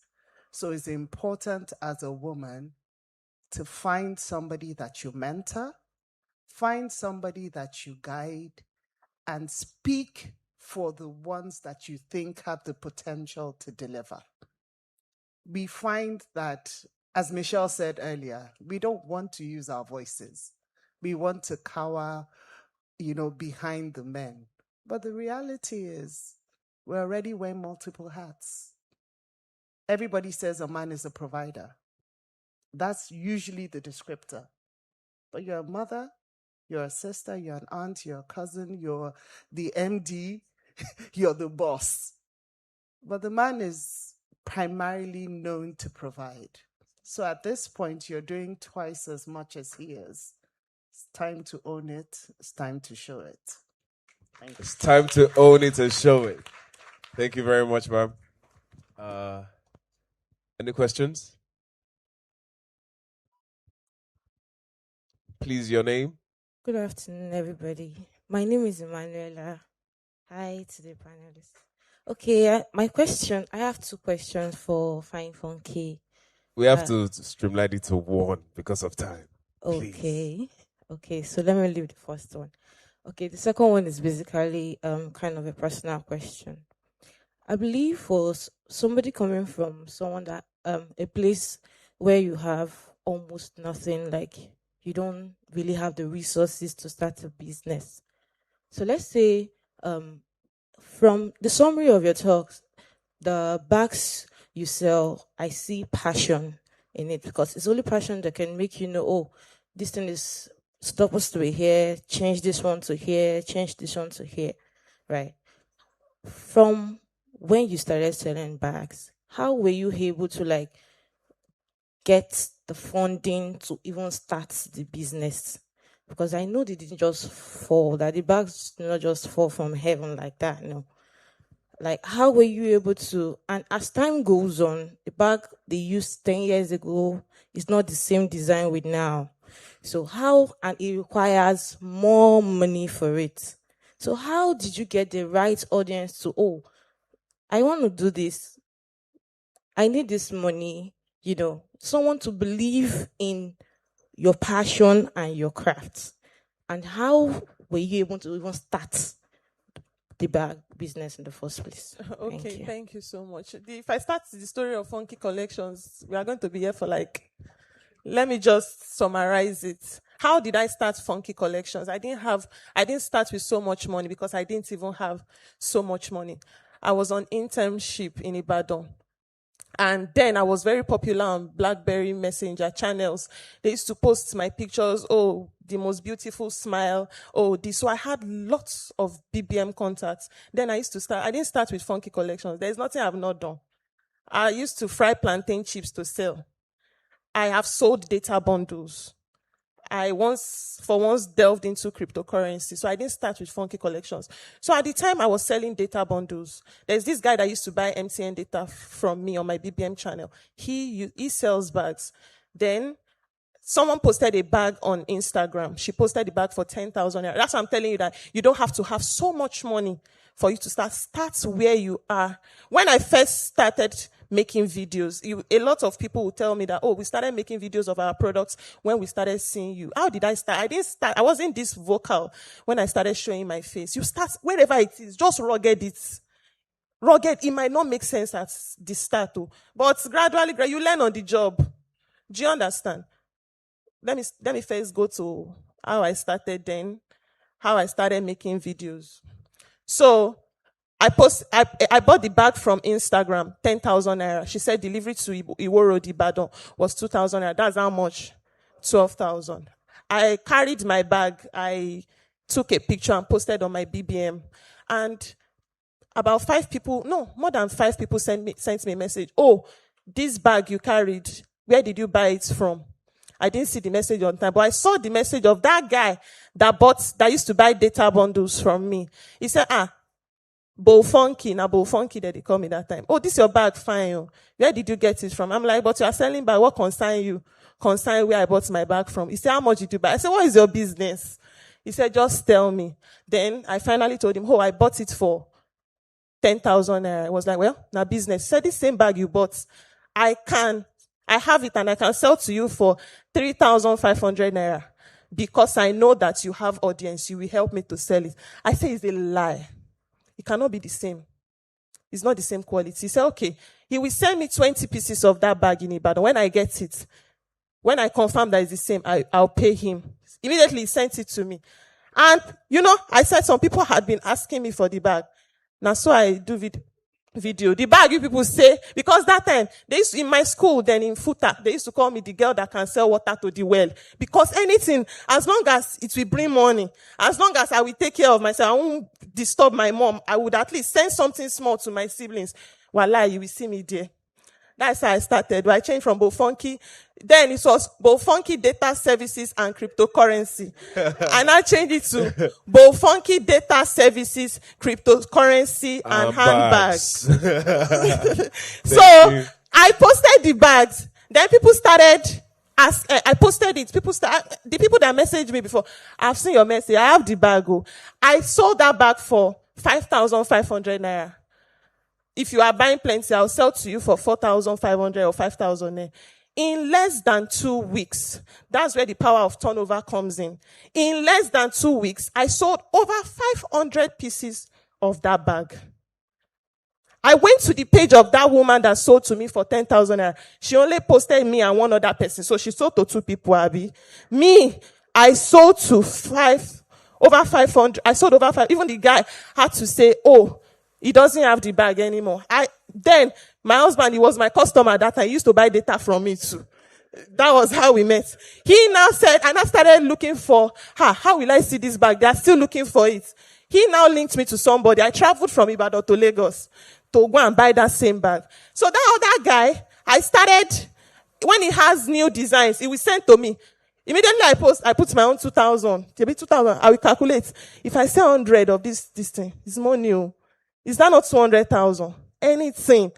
As long as it's legit, my fam, you will meet me there. I started, let me answer her. I want to tell you about the progression. Then, anytime the guy had new designs, he would send to me, I would post. At some point, his other customers were not able to buy anything from him because once he brings it, Bofunke, don't buy him. So he now taught me how to import. You see, that is a progression. I didn't just jump. I didn't just say, oh, there is this lady on Instagram that is bringing 100 containers. Then let me go and kill myself to bring containers. It's progression. Do you understand? Did I answer your question? Thank you so much for that insight. We'll take one more question. Good afternoon, everyone. My name is Oluwabumi Ashikbere. I'm a corporate comms professional as well as a content creator. So my question really is to all the beautiful women on the panel, but directed at Tomike. So how exactly do you build a community as a content creator? So there's a difference between just creating content, making people relate or whatever, and there's a difference between actually connecting to people. So what are the steps you would say helped you connect to your audience and helped you create a community that actually cares about you and not just about your work? So thank you. Thank you very much. Hi, family member. Nice to meet you. And that's the first step, just letting them know that, my dear, you and I, we are one. We're in this together. And that's where the power of storytelling comes to play. I started off creating content by telling stories. I was working at Ebony Live TV. I would go for events. And so I was hosting VVIP events on the red carpet. But what I was doing behind the scenes was I had access to VVIP events, like events that the presidents would be at and all of that, or a governor's daughter is getting married. I will be there to capture behind the scenes. So as I was working for VVIP, I had my camera. I was like, the bride, this outfit is beautiful. I will be doing my own storytelling on my social media. And that was actually how I started to build an audience, because it was more of not just capturing them, it was about telling stories. And then subsequently I began to vlog and do vlogs and all of that, because I have a very interesting personality. I like to gist, I like to engage with people like that. And so I treated my community online like my G's, like the way I would gist with my best friend, I would gist with that. And I feel like a lot of people connected with that. It wasn't just a snap this product and say, look at this, go and buy it. It was do you know how many times I've drank this thing today? I really, really love this. And people connected to that and with the stories that I told. So it's really more about being yourself. As much as you're a content creator and you want to do well like the big content creators, if you mimic them, you might not necessarily thrive because you are trying to do the same thing they are doing. Meanwhile, your selling point is actually you, your personality. That is actually what makes you stand out. So authenticity also sells. Like people could see behind the smiles. Like if I genuinely like a product, you can tell. If I'm signed with a brand and they say I have to do 12 posts in a year, if I see that brand as I'm here again, I've seen some, I can see, thank you, my family. I can see that Nestle bottled water. I'm thinking of how I want to take a picture and say, see my family member repping there and post it. It goes beyond, because I was paid to do it. It's now I genuinely love this thing. And people can see through that. So along the line, I started carrying people along with my journey because I also realized that God had placed me in that industry for a reason. We have the pastors that we look up to, but there's nothing that you will connect more to like someone that is just like yourself. Like not somebody on the altar carrying Bible and like, man of God. It's like my own person sharing personal stories. There was a time I misplaced my bracelet in Kaduna, and I told God, this bracelet, my husband just got it for me. It's very expensive. I need to find it. I'd gotten back to Lagos 3 days after, and I prayed about it. And they called me. No, I called them to help me check. So, like 3 days after, someone just said, tell them to check the car park. This is a car park that has gravel and stones. And they went to that car park and they said, we found your bracelet. It was even a family member in Kaduna that went to pick up that bracelet and shipped it to Lagos for me. And I told God I was going to share that story. And so I came out to say, I misplaced as little as a bracelet, and I told God I should find it for me. And he found it for me. So that's to let you know that God is really mindful about us so much that even the little things like a bracelet is not just, God, destroy these people for me, kill this battle for me. God, I misplaced my bracelet. If God is that mindful of me, I share that story and people connected to it. Like there are people that will say, my husband misplaced his passport and we were having issues at work and all of that. And I remember that Tomike misplaced her bracelet in Kaduna and I found it 3 days later and I prayed to God and I found it. And so when you share stories like that, at the end of the day, you are connecting with people and they get to even see results and testimonies. When I was pregnant, there were at least 3 family members that got pregnant around that period. They were like, God, I want to have a test. And I have babies named Tomike from those testimonies. And this is the power of storytelling at the end of the day. Understanding your purpose, knowing that, you are not dragging with Tomike because Tomike might just be waking up in China. Meanwhile, you are going to sleep in another country. So you are not dragging with that timeline. You know that your time is different, your season is different, and using that power in your voice. Some people will say, I don't like to show my face. That's okay. Today we have voiceovers. You can attend a whole event without your face showing. Just putting a voiceover under it and telling the story. People connect to storytelling. Gone are the days that you could only thrive on social media through trends. People are connecting more with that mic. Hi guys. So today, my dear, with these few points of mine, I hope that I've answered your question. God of Tomike, where's my $1 million? Anybody? He's here. Sit down. He's on that chair. All right, we'll take one more question. Hello, everyone. Thank you so much for the panel. My name is Chinaza Okeke. My question is to all the women, really. As women building careers and businesses, we sometimes encounter situations where professional interactions cross into inappropriate advances or harassment. How have you personally handled those moments while still protecting your opportunities and maintaining your dignity? And I'm asking as a woman. Thank you. Okay. Joyce? Ayo? Any of you get? No, it's open. I'm just... I feel like I should answer the question, but I'll say one thing. It's so funny because I had prepared for this and I was planning different stories to share. And I think inappropriate and advances and all these things can happen in several different ways. I even recall, so I'm going to use one that's probably not what you're thinking, right? So even my first location, that same location I came to after the TEF closing ceremony, the landlord there looked me in the eye when I wanted to rent his property and told me, I can never rent to you unless you bring me a man and show me someone that will back you, because after all, you might be opening a brothel. And I remember I was new. in the country, new in Lagos. And I remember looking at him, wanting to cry, but saying, Joycee, be strong, right? Because he had obviously sized me up and created some type of persona about me that wasn't me. And I said to him, I came here as myself. I have the money to be able to rent this place. If it's a problem to you that I'm a female, I don't fit your spec, I will walk away, because what God has for me, he has for me. And it was me rising up in confidence. I think the biggest thing I'll say, because I'm sure another one of these amazing panelists will give another angle, is that it happens all over the world. We're humans. It happens. And for a long time, I used to be afraid of even having certain types of meetings because of fear of having to assert myself and say, oh, but I'm married, or oh, I'm this or I'm that. And then I began to tell myself, Joycee, it happens. It happens all around. How are women handling this? And I began to become confident in who I am, and also not run away from the fact that, Shanaza, you're a beautiful woman. Everyone in this room, you're beautiful. So when you walk somewhere, somebody might have an interest. And so you are here for your own business. You stand in your confidence. Only thing that can happen is what you want to happen. So you stand knowing that. And I always take the conversation back to what I'm there for. And that's how I handle it. Thank you. All right. Ayo, you want to say anything? Yeah, please do. Because I don't think we can have a conversation like this with women and not have that particular question. Unfortunately, it's something that we haven't yet overcome to a very appreciable extent here in this part of the world. One thing I would say is that, number one, is that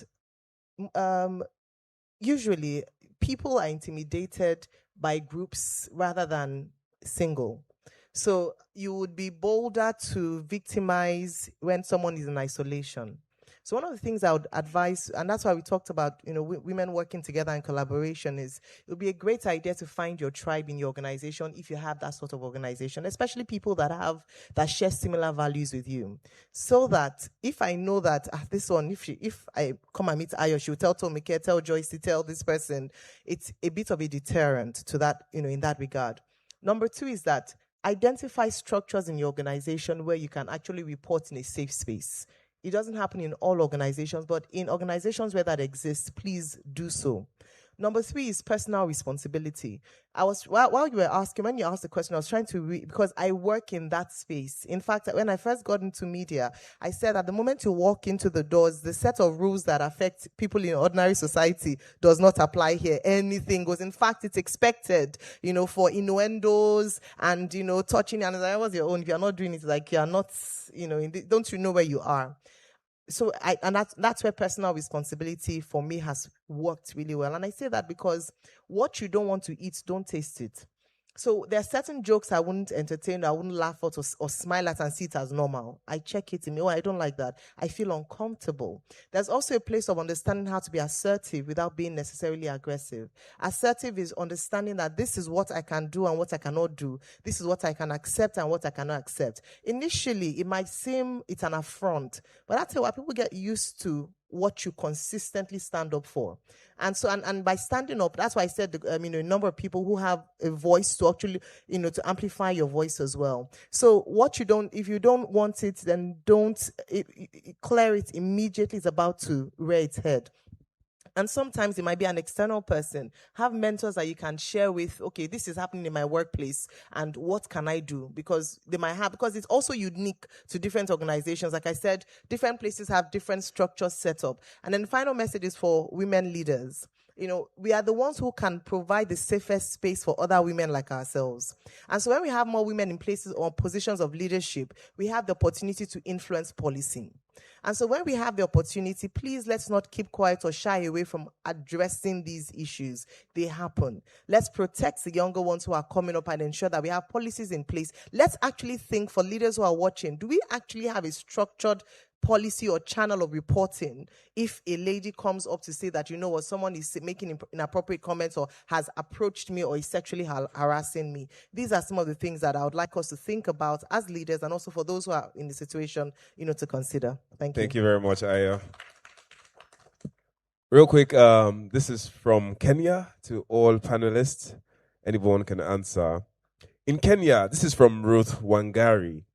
In Kenya, many women still struggle with the narrative of being seen as second-class citizens. That's why the topic resonates with me. From your perspective, how can we begin to change that narrative? Anyone? Let me speak because I have an experience. Right. So I host events, and I used to host events at a time when it wasn't very popular to have female hosts as lead hosts. What you'd usually have is as accessories to the main host. Do you understand what I'm saying? No, Tomike. Yes. No, I'm being real. Just for it balance. doesn't happen like that anymore, thankfully. But usually when you have a male host, let's have a woman so it doesn't, gender balance. That's what gender balance is. Like you were saying about tokenism, so that we can have a lady who say, well, we've ticked the box. And after a while, and that's where, where you spoke about competence and doing the work. I would go to events and host events, and I would have to almost prove myself that I knew what I was doing, and I knew that I was a great host. So what happened after a while was that, number one is that sometimes you just get a foot in and then prove yourself. Unfortunately, you might have to do double the work to prove yourself. Now, when you have that opportunity, you now ensure that you're making a case that for the fact that other women can come on board and do exactly the same thing. So I'll do the work, I'll research, I'll be as good, if not better, than my male counterpart. After a while, they start calling me as the main host. And even in that situation, I'd maybe have a male co-host this time, and they'll be deferring to the guy. As okay, maybe it's Tobi and I. Anytime they have information for the MCs, they'll go and meet Tobi because Ayo is the assistant MC. And then Tobi's like, no, and they're like, oh, okay. So it's a systematic change, but after a while, number one thing I've learned is that you cannot question competence. So it might take a while, but after a while, now everybody's boasting about the first female chairman of a bank in Nigeria, but it took a while for us MDs and have a senior in Nigeria. But guess what? It is now normal. It's no longer it's not a unique phenomenon. It's the same way female hosts now. You don't think twice. So it's okay. I can get ladies come and do it. So I'm just saying that some people might be the forerunners, but when you do it, do a great job that nobody can question your competence. And then don't be shy about it. And then when I would go to events, and sometimes the men would want to, because naturally they're in charge, they would want to come and take, in fact, the podium is there. The guy would take center stage, so you are by the side of the podium. Tomike, am I lying? No, you'll be by the side. When I go again, I'll stand in the middle too. So sometimes you have to take your position because you cannot continue to wait for permission or have someone allow you to, okay, now come and take your space. You have to bring your chair and sit down there. So don't cower. If you are good at it, even if it's a male-dominated industry, step in there, prove yourself until they believe that a woman can do it too. Thank you very much. Joyce, you wanted to say something? Ruth, who asked the question, and thank you so much. For coming from a case study point of view of having branches in 4 different nations and seeing the difference in team members, our Kenyan, therapists, and I'm going to say something that will shake the Oriki table, are the most timid and subservient and quiet and fearful, kind of like what Ruth is saying, because they've embodied this belief system that they're less than. However, they are the best wellness professionals we have out of every branch. And one thing that I was very meticulous about doing was flying in to spend time with them and to get to know these women and tell them that you have an opportunity now to shine. This is to the points of Ayo, saying competence. And as you shine, it's not a chance for you to say, I'm a woman, I've gotten there, I've worked hard for this, let me be brutal to other women. You now raise other women. It goes back to that first question on who an evolving woman is. When you get that opportunity, how are you supporting the next person to come up? For the second-class citizen narrative to change, women have to arise and own who they are, show and tell their stories. It's all connecting. And one thing I said to myself is, see this passport discrimination that we have. across the world, and especially Africans face it a lot. I am going to make sure that my team members fly the world. And to date, we've had over 40 Oriki team members fly to different nations in their roles just to train. And this is another example of exposure. And so when you have the opportunity, I'll put it to everyone in this room, how are you raising the bar for another woman to come and arise in the exact same way you have? Thank you very much. Ladies and gentlemen, make some noise for my fantastic four, our amazing panelists.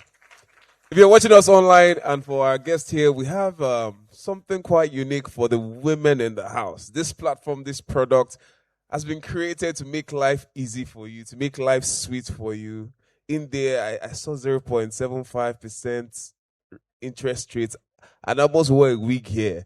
But let's get into it. Let's have Alero Ladipo, Group Head Marketing and Corporate Communications, come talk to us about Gen.W. Hello, everyone. Hasn't this been a fantastic time today? I mean, every woman here, thank you to my panelists, to Tomike, Ayo, Joycee, and I'm going to say Olufunke because that's what I remember. And it's been fantastic. And I was sitting there listening to what everyone was saying and the comments about being an evolved woman.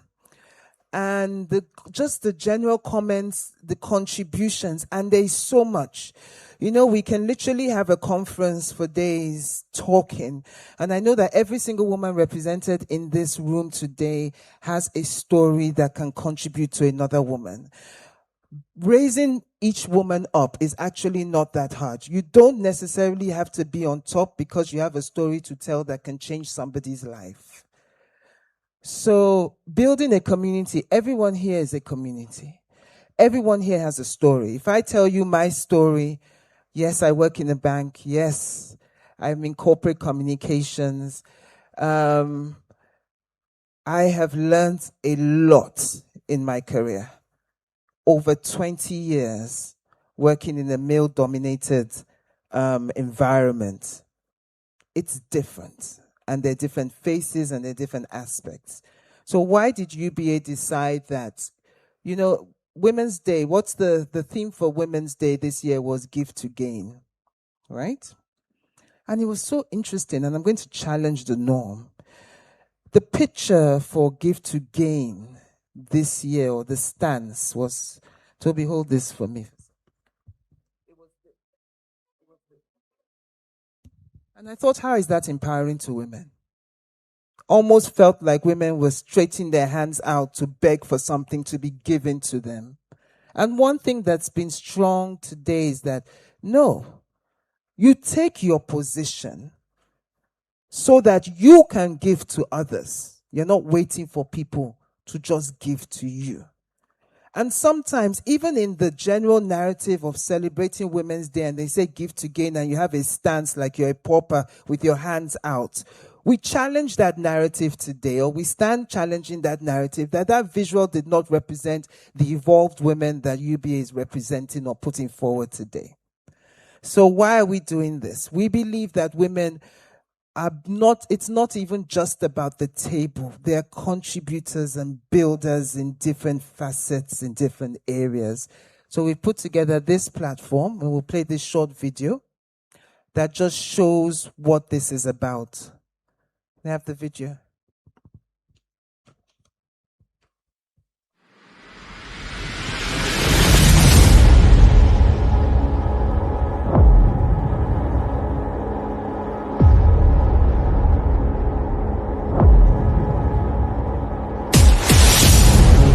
Welcome to Gen.W, a lifestyle platform dedicated to the evolved woman.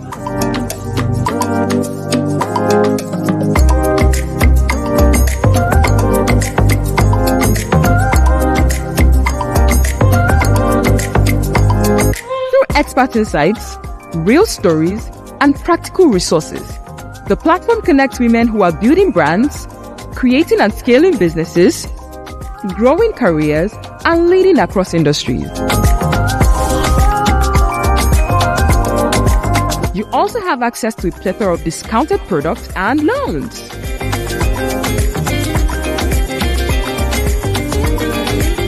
The best part? It's open to every woman. No UBA account needed. This is Gen.W for the evolved woman.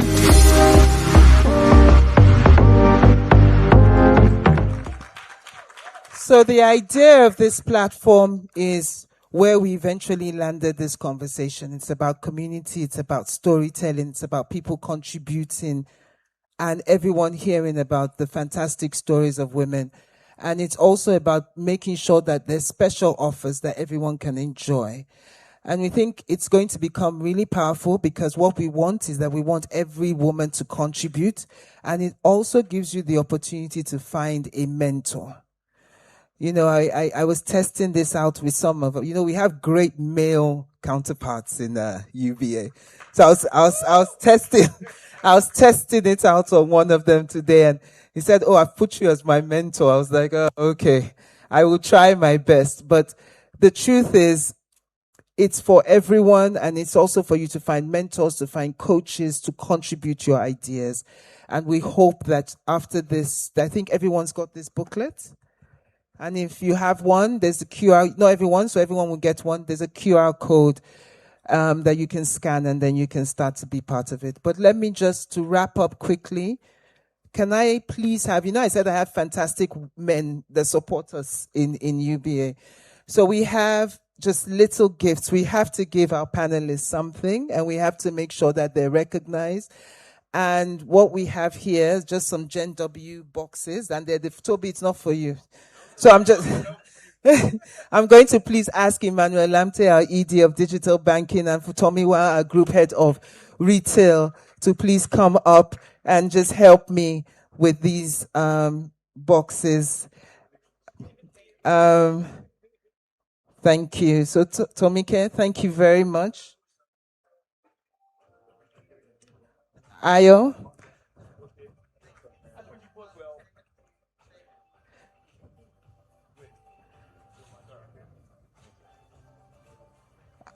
Emmanuel, can you give Joycee?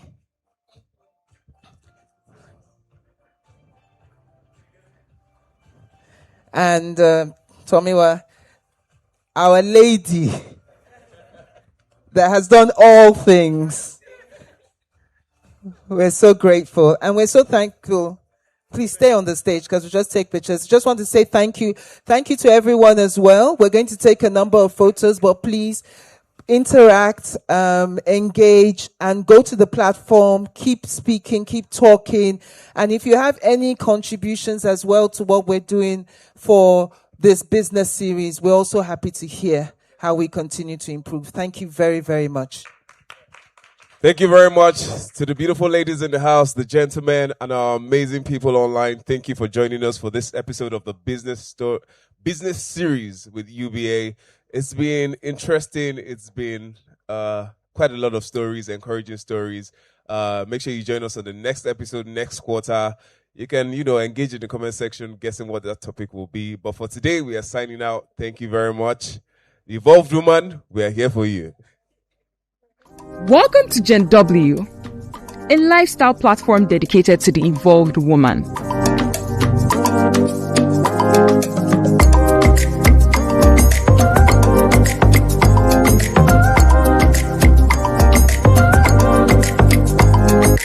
Expert insights, real stories, and practical resources. The platform connects women who are building brands, creating and scaling businesses, growing careers, and leading across industries. You also have access to a plethora of discounted products and loans.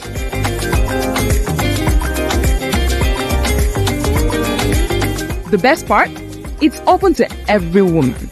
No UB account needed. This is Gen.W for the evolved woman.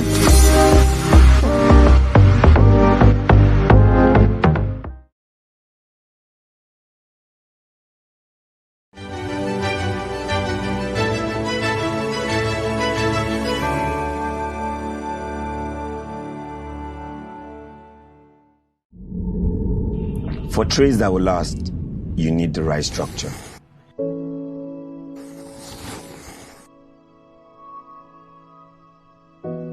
For a business that will work, you need the right support.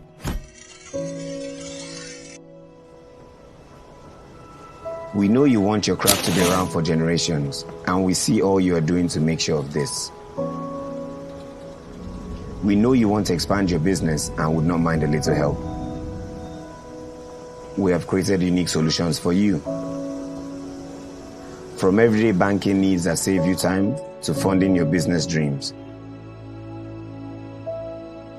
You know your business and we support your needs. Let us help you build for tomorrow. Open an SME account today.